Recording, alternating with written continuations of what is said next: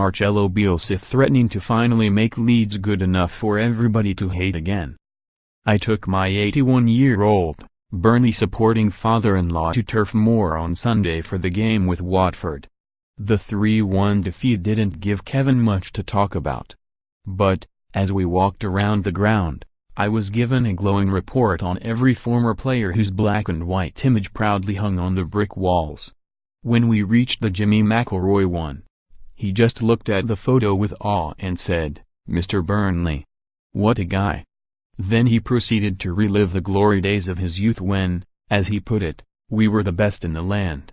The next day, I woke up to hear the sad news that McIlroy had died, read all the tributes to his greatness as a player and a man, and to Burnley's 1959-60 title winners, and thought Kevin's unknowing obituary had been pitch perfect.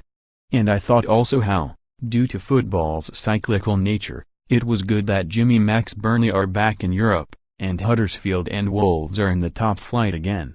But, mostly, I thought of the revival at Leeds, a team so dominant under Don Revie that rival fans despise them with a passion reserved later for only Liverpool and Manchester United.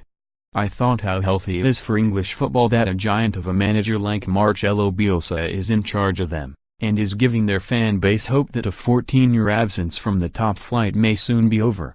You almost have to pinch yourself to see them playing with such style under someone Pep Guardiola has called the best coach in the world. Leeds owner Andrea Radrizzani said, before his job interview, the Argentinian had studied 20 of their games and knew about every player, including the youth team. In the brief time he's been at Ellen Road, he's brought a new energy and ambition to the place, with fans loving the way he's got the players pressing, rotating and winning. And how he orchestrates it all from his perch on an upturned bucket. The victory over Rotherham on Saturday meant Bielsa is the first Leeds manager ever to win his first 4 games in charge.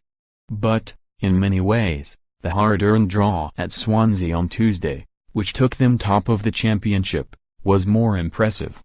They lost captain Liam Cooper in the warm-up, and went behind twice, but carried on playing decent football and could have snatched a win at the death.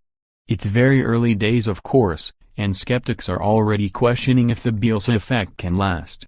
Some fear the disciplinarian pushed them too hard with double training sessions in pre-season, which may come back to haunt them when pitches get heavier and injuries kick in. I hope the skeptics are proved wrong, because you only have to see Leeds in a cup tie at a Premier League ground, hear the following they bring and the atmosphere it creates, to know that is where this huge club belongs. 2 years ago, I was reminiscing with a Leeds-supporting mate about how I spent my formative terrace years chanting, "We all hate Leeds and Leeds and Leeds etc." and he replied miserably, "I wish you still did." I knew what he meant. The one thing worse than being disliked is being ignored.